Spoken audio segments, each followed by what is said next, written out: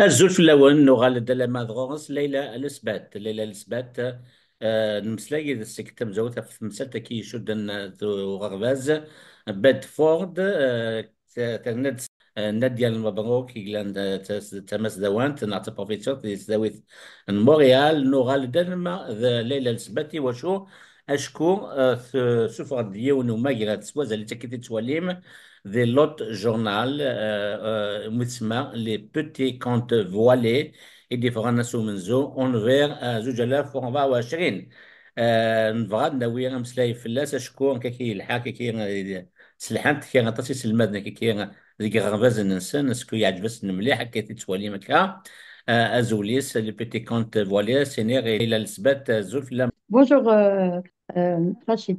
Voilà, je suis revenu vers toi, c'est parce que par rapport à cet article que nous sommes en train de voir, les petits contes voilés, signé par l'Elsbeth, et puis est sorti le 1er novembre. Je rappelle encore une fois, l'Elsbeth, elle est membre de l'ACNA, l'Association québécoise des Nord-Africains pour la laïcité. Ce serait bien si, Lila, si c'est possible de nous résumer l'article en question. Voilà. Alors, l'article en question, en fait, comment on appelle ça? Je l'ai envoyé à l'autre journal le 1er novembre parce que les autres médias auxquels je me suis adressée ont refusé de le publier. Il y a un carrément, qui est un média qui m'a carrément dit, on l'a lu, mais on a décidé de ne pas le prendre. Donc, je l'ai mis sur le compte, sur le blog de Hacknal et l'autre journal, très sincèrement, tout de suite, ils l'ont accepté et ils l'ont publié sur leur journal. Et c'est bon parce que c'est un journal, en fait, qui est distribué dans pratiquement tous les établissements. Voilà. Donc, les enseignants sont affiliés à ce. Ça fait partie, en fait, comment dirais-je, parce il y a c'est des syndicats, donc, et puis nous recevons, nous en tous les cas, on recevait régulièrement l'autre journal à l'école parce qu'il parle beaucoup des travailleurs, il parle beaucoup de leurs conditions de travail, etc. Il sensibilise beaucoup là-dessus. Et donc, pourquoi j'ai fait ce texte? Parce que la, Pourquoi le titre, Léla, qui est quand même attirant, les petits contes voilés? Pourquoi ce titre? Alors, pourquoi les petits contes voilés? Parce que l'affiche publicitaire de la bibliothèque de Hochelaga Maisonneuve, dans le quartier Hochelaga Maisonneuve, dont le maire est Monsieur Pierre Lessard et le député, c'est Monsieur Alexandre Leduc. Je sais que Monsieur Alexandre Leduc est de Québec solidaire. Monsieur Pierre Lessard, je ne sais pas de quelle tendance il est, mais tous les deux ont refusé en fait quand on s'est adressé au maire et le maire a refusé donc de retirer cette affiche. Pourquoi? Parce que cette affiche parle des petits cœurs, contes et on s'adresse à des enfants de 3 à 6 ans. Donc, si, je ne sais pas si tu as l'affiche, c'est qu'il y a des enfants sur cette affiche et il y a donc une enfant qui est peut-être basanée, donc elle doit être africaine, et l'autre, elle est plutôt claire, donc disons européenne, et l'autre, elle est voilée. Voilà. Donc, je ne comprends pas pourquoi, si on s'adresse à la couleur des personnes, qu'est-ce qu'il vient faire le voile là-dedans? Si on s'adresse à des petites filles, qu'est-ce qui vient faire le voile là-dedans? D'accord? Parce que même si on parle de l'islam, on ne parle pas du voile avant la puberté. Voilà, donc 3 6 ans, voilà. Alors, c'est pour ça que j'ai écrit cet article et dans lequel je dénonce carrément le traitement qui est différencié, qui est fait quand il s'agit d'enfants venant de cette communauté, disons, musulmane. Voilà. Donc, si on est musulman, on veut presque nous dire, vous naissez avec un voile sur la tête. Et c'est pour ça donc que je dis que c'est un voile qui est conservateur, qui est les seuls en fait qui font la promotion du voile comme ça aussi jeune, ce sont les mollahs comment dirais-je, d'Iran et les Afghans. Donc, est-ce que ici au Québec, c'est cette promotion qu'on veut faire? Est-ce que c'est vraiment l'islam rigoriste qui ne respecte pas les femmes, qui ne respecte pas les petites filles, qui ne respecte pas les adolescentes? Est-ce que c'est cet islam que le Canada, enfin que le Québec a décidé de promouvoir? Et est-ce que c'est cet islam qui ne donne aucun droit aux femmes, aucun droit aux filles, aucun droit à ces adolescentes? Est-ce que c'est cet islam que cette bibliothèque veut promouvoir? Donc, pourquoi j'ai écrit ce texte? C'est quand j'ai appris que la bibliothèque a refusé de retirer l'affiche et quand on s'est adressé au maire, paraît-il aussi, en tout cas, moi je lui ai écrit, il n'a pas répondu. Et paraît-il, c'est quelqu'un qui m'a dit que même le maire a dit cette affiche restera là et la bibliothèque aussi. Alors, il est inconcevable quand on voit qu'il y a des psychologues, des psychos, par exemple, qui disent que, en fait, je vais te lire exactement ce que dit une docteure en psychologie et en psychiatrie qui a quand même c'est un professeur émérite qui est vraiment connu. Elle dit ceci par rapport, elle dit le voilement des fillettes, elle considère le voilement des fillettes comme de la maltraitance par la personne ayant autorité sur ces dernières. D'accord? Ça, déjà les adultes. Elle a démontré qu'imposer à une enfant le voile a des répercussions physiques, mentales et sociales. Ainsi, elle parle des petites filles, elles intériorisent l'idée que leur corps est une source de honte ou de danger potentiel pour les autres. Cela donc affecte l'estime de soi et leur rapport à leur propre corps. Les petites filles voilées sont amenées à percevoir leur corps non pas comme une partie naturelle d'elles-mêmes, mais comme un danger pour toute la société et donc doit être caché pour éviter jugement, déshonneur, harcèlement et viol. Ça, c'est des spécialistes qui le disent. Et nous avons ici, aujourd'hui, des personnes certainement, je ne dirais pas bien intentionnées quand même, à qui on expose justement ce problème qui est très, très grave pour les petites filles. Et l'affiche, on a décidé de ne pas l'enlever. Alors, moi, je veux sensibiliser même la population de ce quartier, je veux sensibiliser tout le monde. Arrêtons absolument de faire croire, de mettre dans l'esprit des petites filles que leur corps est un danger pour les adultes. Alors, je le dis dans mon texte, si ce corps de petite fille de 6 ans peut être convoité par un homme adulte, je m'excuse, ça a un nom, les enfants qui courent après, les adultes hommes qui courent après les petites filles, ça s'appelle de la pédophilie. Et ceci est interdit au Québec. Il est d'ailleurs interdit partout sur la planète. D'accord? Peut-être en Afghanistan, en Iran, je ne sais pas, en tous les cas, en Algérie, on n'a pas on ne voile pas les fillettes et puis elles ne sont pas source de dépravation. Voilà. Alors, ça se passe au Québec, c'est très grave. J'ai envoyé mon texte à tous les à tous les députés qui sont chefs de leur groupe parlementaire et je l'ai envoyé même au ministre de l'Éducation. Voilà. J'ai envoyé à tous les chefs parlementaires, qu'ils soient libéraux, qu'ils soient sans vraiment aucune distinction, au ministre de la Justice, au ministre responsable de la laïcité, parce que c'est inadmissible. Il faut absolument qu'on arrête cela. Il faut absolument qu'on laisse les enfants tranquilles. Voilà, c'est tout. C'est tout. Quand ils atteignent l'âge de 18 ans au-delà, ils sont libres d'embrasser n'importe D'ailleurs, quel. même ça, on n'a pas le droit de faire la promotion d'un signe religieux. Alors, même si c'était une affiche qui s'adressait aux adultes, je ne vois pas pourquoi on présente toujours les femmes musulmanes avec un voile et pourquoi on ne présenterait pas, comment dirais-je, les femmes chrétiennes avec leur croix, les femmes juives avec leur étoile de David. Je ne comprends pas. C'est toujours l'islam. Et en fait, on fait la promotion de l'islamisme. Pourquoi est-ce que ici, au Québec, d'accord, je ne dis pas tout le monde, je dis mais certains partis politiques, effectivement, certaines même associations font la promotion de l'islamisme.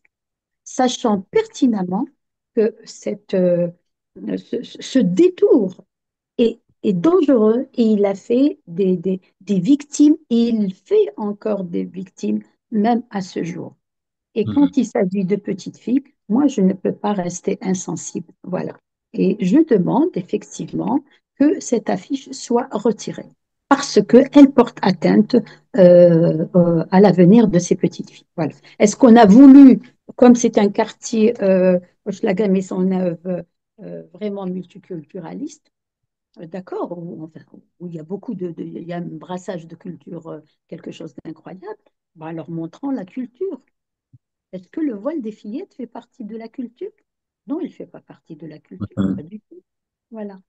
Donc, moi, je trouve que c'est grave, c'est très grave. Ce n'est pas tendancieux, je dirais même que c'est criminel de mettre dans la tête d'une petite fille qu'il faut absolument qu'elle se cache entièrement parce qu'elle est un objet de convoitise.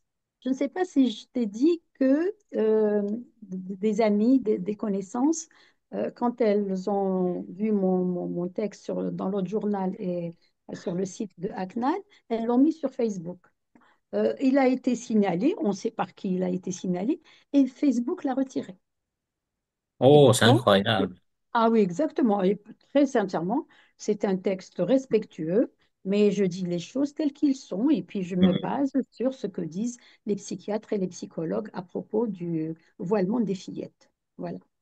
D'accord, Donc, là, c'est pour bien. Voilà. oui. Donc voilà, vous avez bien donné l'information Lila, comme quoi l'article qu'elle a signé, elle a été retirée par la direction, l'administration de Facebook. On comprend pas Ouais. pourquoi, mais bon, ça c'est une autre histoire. Mhm. Euh, pour revenir à notre première interview, que encore une fois je rappelle, elle a eu un grand succès de par Oui, c'est vrai. l'intérêt qu'elle a suscité dans les réseaux sociaux, les Mhm. Mhm. commentaires, qui sont nombreux d'ailleurs. Au début, je vous ai présenté comme étant membre de la Fédération des femmes de Québec, FFQ. Par contre, juste après notre entrevue, j'ai lu dans le journal La Presse, daté du 1er mars 2013 et signé par une certaine Marie-Claude Lortie, et intitulé Qui a peur de l'Elizabeth. Ça serait bien si vous pouvez nous dire de quoi il s'agit. Pourquoi cette peur de l'Elizabeth? En fait, effectivement, voilà. C'est-à-dire, en fait, on a toujours peur des gens qui disent la vérité, on a toujours peur des gens qui mettent le doigt sur le vrai mal, le vrai bobo. Donc, voilà. Alors, en fait, on est dans la bienveillance et puis on est surtout dans le pas de vague. Donc, j'ai été membre de la FFQ, effectivement, et j'ai été exclue. Voilà. Alors, j'ai assisté aux États généraux et les États généraux, pour l'action féministe, en fait, on devait faire les États généraux, les avancées sur les droits des femmes et qu'est-ce qu'on demandait pour les prochaines années. Donc, moi, j'ai assisté au colloque qui a eu lieu à Québec, à l'Université Laval, le 25 et 26 mai et en 2012. Et donc l'atelier, on discutait effectivement des conditions des femmes, etc.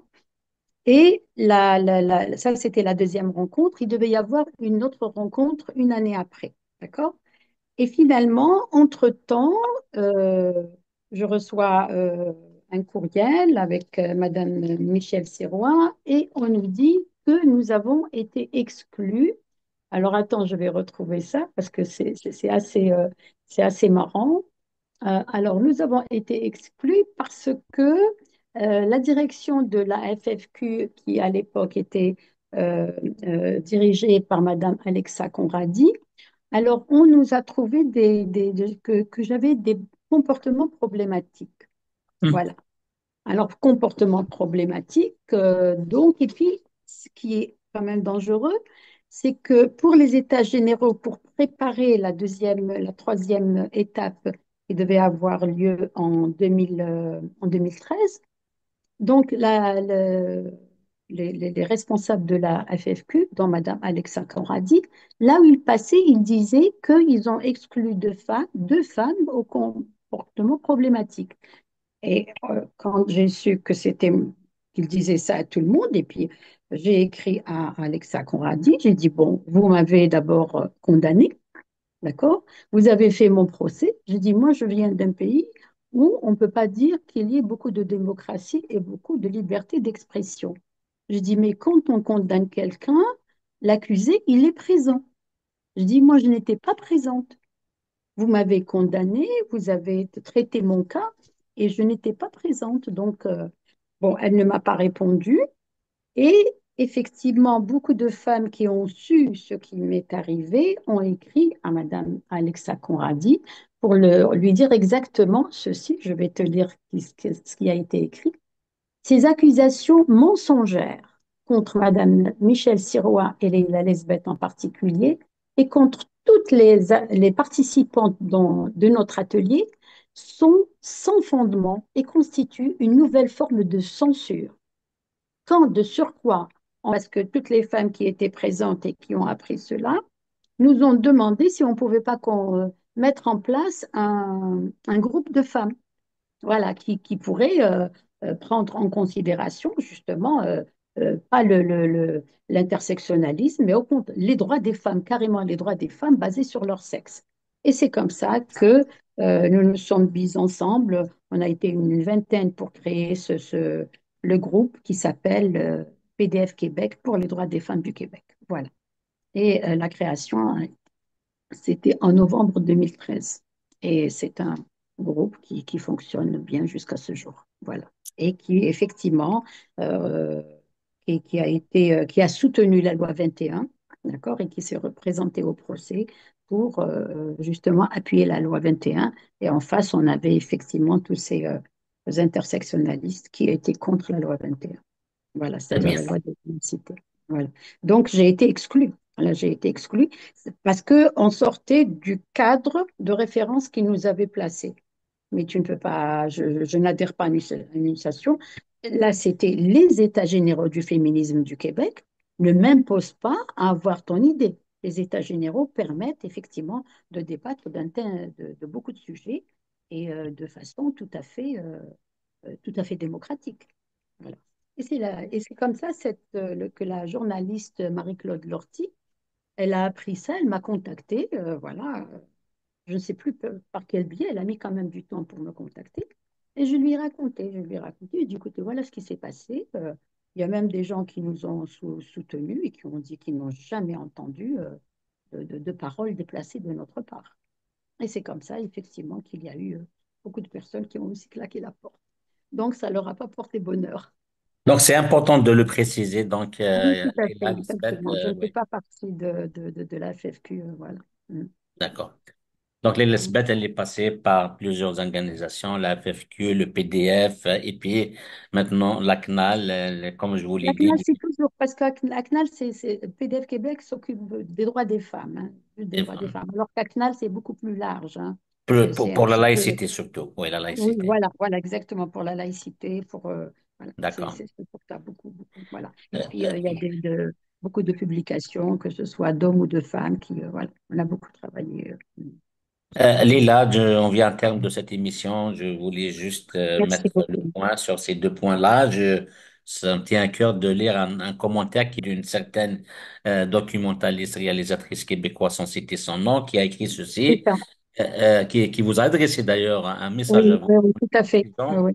Chère Leïla, j'ai eu le temps d'aller sur Facebook et d'écouter ta longue interview que tu as donnée à une télé kabyle, je crois. C'était excellent, ta mise en contexte des événements précédents, le cas de l'école Bedford. Ton rappel historique des 20 dernières années était très, très pertinent et pédagogique aussi. Il me fait réaliser ta constance dans ton travail de militante pour la laïcité. Heureusement, tu es là. Merci à toi, chère grande dame. C'est plus que jamais important qu'on demande des mesures pour lutter contre le retour des religieux dans les écoles montréalaises et pour protéger les droits des enfants et les droits de tous et de toutes. La loi Ouais, 21 n'est pas suffisante, mais il faudra la protéger coûte que coûte. Donc voilà, c'est ça exactement. le commentaire. Exactement. C'est ça, c'est ça. Non, c'est vrai, elle était très contente. Voilà. Non, j'ai eu beaucoup de, beaucoup de commentaires très positifs, hein, pour dire effectivement, ça dure depuis très longtemps et puis ça continue. Et puis aujourd'hui aussi, j'ai lu encore un article à propos de l'école Bedford. Pourquoi est-ce qu'on a dit qu'ils sont originaires du Maghreb? Pourquoi est-ce que... Alors que l'article, voilà, ils ne disent pas que tous les gens qui viennent du Maghreb sont mauvais. Ils disent ces gens, mais face à ces personnes-là, il y a des personnes qui viennent aussi du Maghreb et qui sont contre et qui ont dénoncé ça. Donc, D'accord. alors, moi, je ne me sens pas stigmatisée quand on dit des Maghrébins. Je dis franchement, étant donné que chacun a son opinion. Voilà. Donc, merci beaucoup, Rachid. Vraiment, c'est très gentil à toi. Merci beaucoup pour le travail que tu fais. Je trouve que on a besoin d'une chaîne parce que ça nous permet effectivement de débattre de sujets qui nous intéressent, nous, néo-québécois. Voilà. Merci, Lila, encore une fois. Et Merci puis, à toi, Rachid. s'il y aura d'autres développements, je ferai appel à vous. Mhm. ما لا تنوي تكون سيدي كمينا وندير قيمة في ثلوث